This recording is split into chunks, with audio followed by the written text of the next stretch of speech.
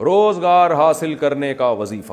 روزگار حاصل کرنے کے لیے کون سا وظیفہ بہتر ہے؟ محمد شہزاد رحیم یار خان.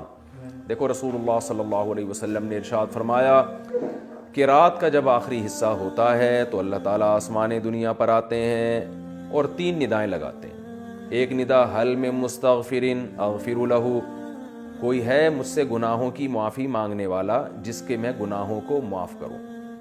حل میں مسترزقین ارزق لہ، کوئی ہے مجھ سے رزق طلب کرنے والا کہ میں اس کو روزی دوں.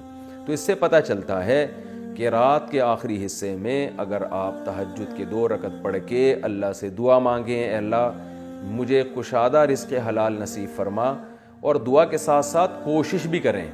ایسا نہیں کہ دعا مانگ کے پھر فجر پڑھ کے پھر لمبے سو گئے، ظہر تک پڑھے سوتے رہے، پھر ظہر کے بعد اٹھے دیکھا کہ ابھی تو ٹائم ہے تو پھر دوبارہ کھانا کھا کے سو گئے، اور پھر آپ پھر رات کو تہجد میں اٹھ کے دعا مانگ رہے ہیں مجھے اللہ کشادہ رزق حلال نصیب فرما. تو یہ دعا کے ساتھ ایک قسم کا مذاق ہے. تو محنت کرنی پڑے گی آپ کو. رزق حلال کے جو ذرائع ہیں، وسائل ہیں، وہ بھرپور طریقے سے استعمال کریں.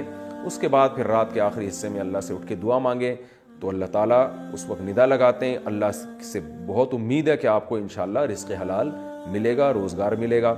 اور باقی اس کے لیے اور بھی لوگ وظیفے بتاتے ہیں، تو یا رزاق پڑھ لیا کریں، اے روزی دینے والے. اس سے یا رزاق بھی ایک طرح کی دعا ہے. دن بھر چلتے پھرتے جتنا اللہ توفیق دے، یا رزاق یا رزاق، اس کا ورد کر لیا کریں.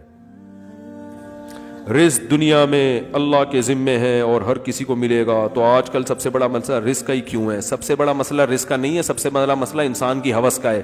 آج دنیا میں انسانی تاریخ کا بہترین رزق مل رہا ہے.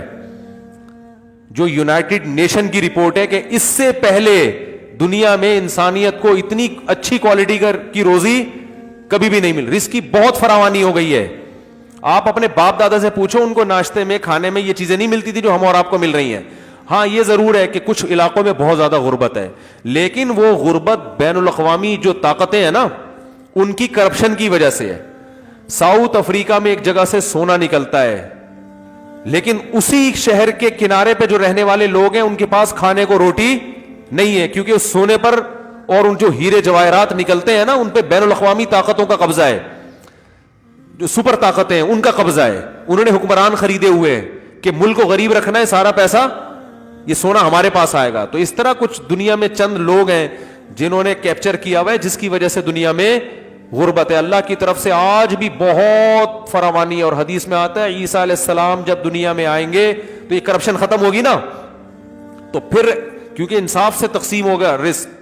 تو آپ صلی اللہ علیہ وسلم نے فرمایا زکوٰۃ لے کے لوگ پھریں گے، دینے والے بہت ہوں گے، لینے والا کوئی بھی نہیں ہوگا. اس زکوٰۃ دینے والا پریشان ہوگا کس کو دوں بھائی.